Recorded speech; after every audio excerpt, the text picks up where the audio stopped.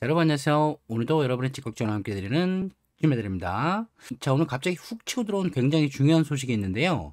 요 양도세 관련 세 가지 개정 소식이 있어요. 요거 한번 간단하게 알아볼게요. 자, 오늘 기재부에서 이런 보도자료를 발표했는데요. 자, 우리가 요건 이미 알고 있었잖아요. 다주택자들의 양도소득세 중과를 한시적으로 배제한다. 요거와 더불어서 두 가지의 개정되는 내용이 더 있는데 요거예요. 이렇게 세 가지.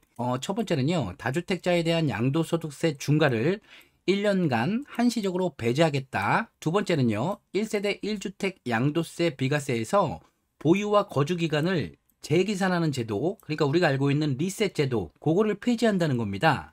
그리고 세 번째는 이사 등으로 인한 일시적 1세대 2주택 비과세 요건을 완화하겠다는 거예요. 1번 우리가 다 알고 있었던 내용이고 2번, 3번은 예상은 하고 있었지만 좀 늘어질 것으로 생각해서 이미 정리하신 분들에게는 조금 안타까운 소식일 수도 있고요. 아예 내용을 모르셨거나 요게 폐지되고 완화되길 기다리셨던 분들은 그런 다주택자분들은 앞으로의 전략 수정이 필요한 아주 중요한 부분이 될 것 같아요. 요거 1, 2, 3번 모두 세금을 내시는 분들에게 유리한 개정이기 때문에 22년 5월 10일 양도분부터 소급 적용한다고 하고요. 요 5월 10일 이후로 잔금 또는 등기 접수를 완료하셔야 되는 겁니다.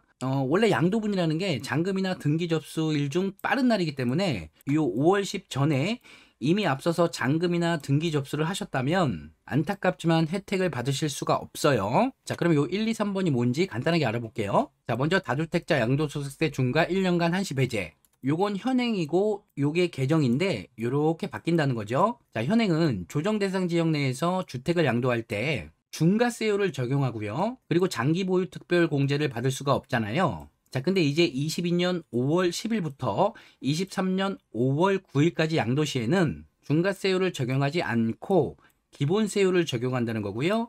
배제됐던 장기 보유 특별 공제를 적용해 준다. 요겁니다. 중과세 배제도 중요하지만 요 장특공제를 적용해 준다는 것도 굉장히 중요한 내용이에요. 요 장기 보유 특별 공제는 보유 기간이 3년 이상인 경우에 적용을 하고요. 15년 이상 보유 시 최대 30%를 공제해 주는 거기 때문에 다주택자분들이 보유하고 계신 여러 주택 중에서 보유 기간이 긴 주택을 파실 때 유리하게 적용이 되는 거겠죠.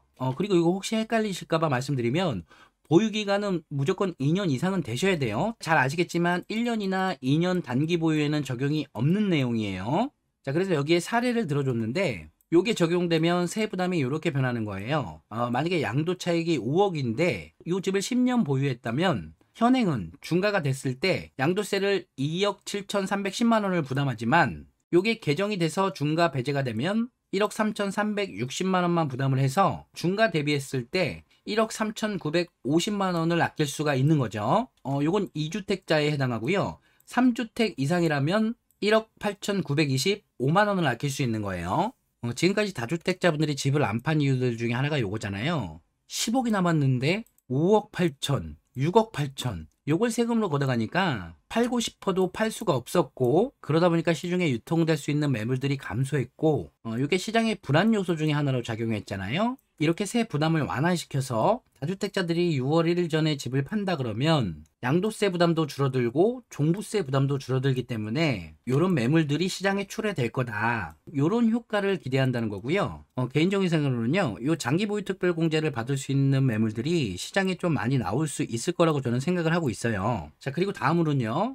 이게 너무 충격적이었는데 1세대 1주택 양도소득세 비과세에서 보유 및 거주 기간을 재계산하는 제도 있잖아요. 요걸 폐지하겠다는 거예요. 요거. 자, 요건 다들 잘 알고 계실 거예요. 현행은 양도일은 요 밑에 그림이 있던데 요걸 볼게요. 자, 현행은 만약에 이렇게 A, B, C 3주택 상황이라면 A 주택을 팔면 이렇게 C와 B 2주택이 되잖아요. 여기서 B 주택을 판 다음에 C 주택이 남았을 때 그러니까 최종 1주택이 됐을 때 요 최종 1주택이 된 시점부터 이렇게 보유기간과 거주기간 2년을 충족해야만 1주택 비과세 혜택을 받을 수 있었거든요. 요 사례에서 보자 그러면 21년 1월 11일 날 요날 C주택을 취득했더라도 그리고 최종 1주택이 되기 전에 그러니까 다주택인 상황에서 보유기간이나 거주기간을 충족했더라도 최종으로 1주택이 된 시점부터 다시 2년을 충족했어야 되는데 요게 없어진다는 거잖아요.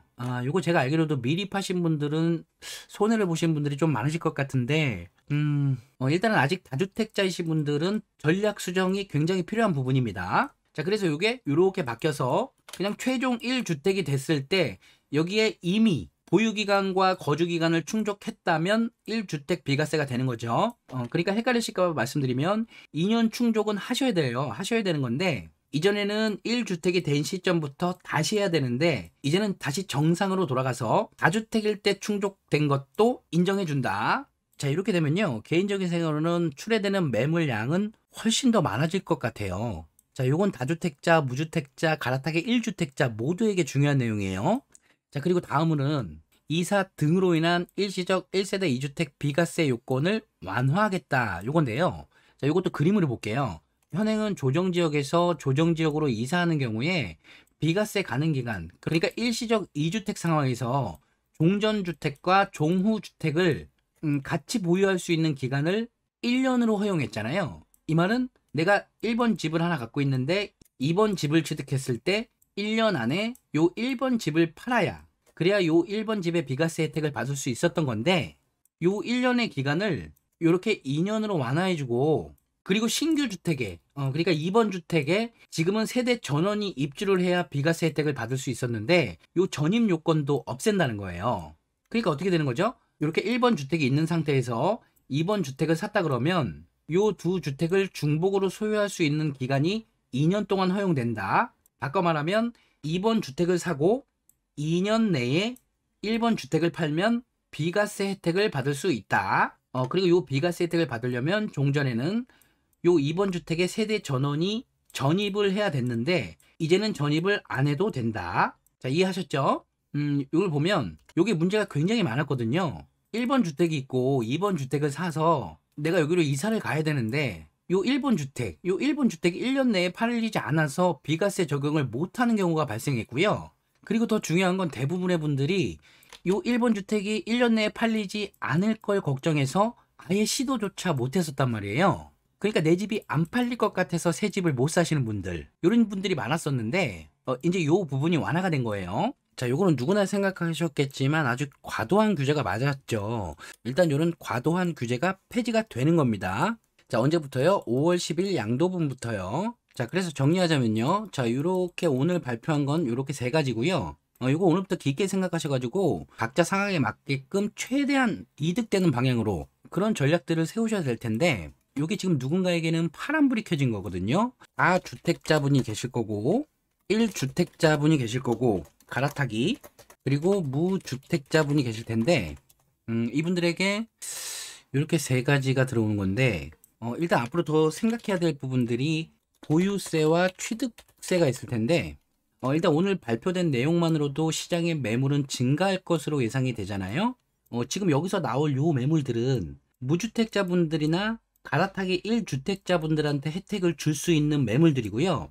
요 매물의 입지나 종류에 따라서 다르겠지만 어쨌든 요 매물이 똘똘하고 안 똘똘하고는 상대적인 개념이니까요. 무주택자분들이나 갈아타기를 원하시는 1주택자분들께서는 평소에 관심 갖고 계시던 지역에 이런 매물들이 나온다 그러면 요 매물은 반드시 급매여야 돼요. 그리고 6월 1일 전까지여야 될 텐데 요게 많이 힘들 거예요.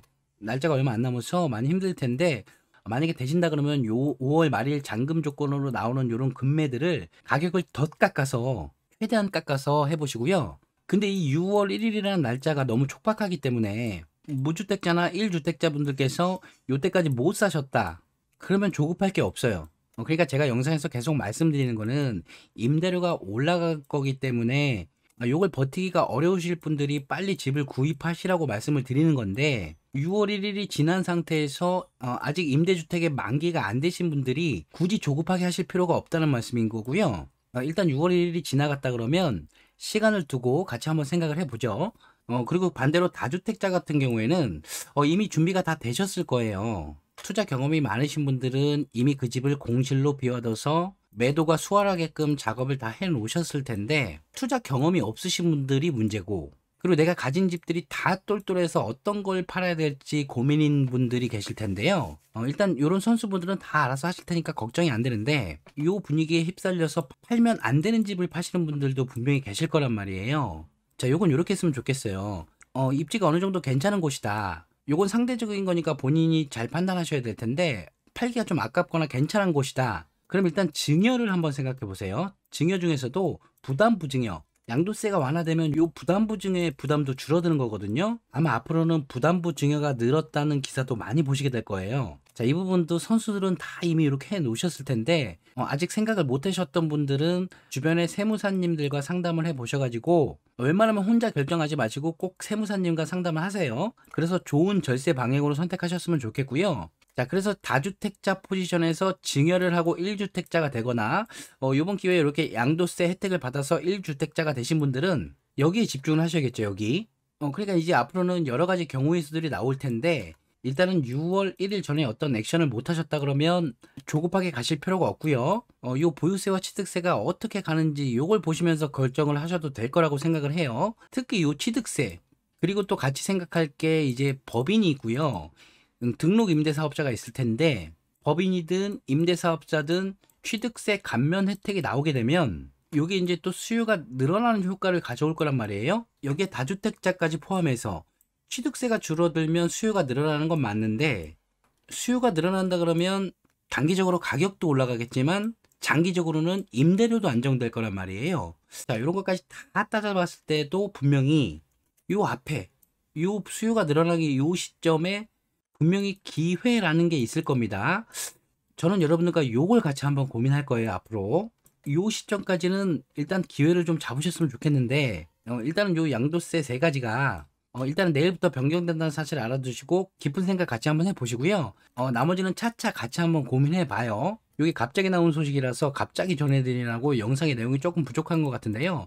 자, 어쨌든 중요한 시기예요. 당장 바뀌는 요 양도세 세 가지 요거 꼭 기억하시고요. 자, 앞으로 정부 방향성에 따라서 파란불이 켜지는 곳도 있을 거고 빨간불이 켜지는 곳도 있을 텐데 요거 그때마다 같이 한번 고민해서 조금이라도 이득되는 방향으로 좀 나갔으면 좋겠어요. 자, 그때마다 영상으로 찾아올게요. 지금까지 저는 여러분들의 직걱정을 함께 해드리는 진매들이었습니다.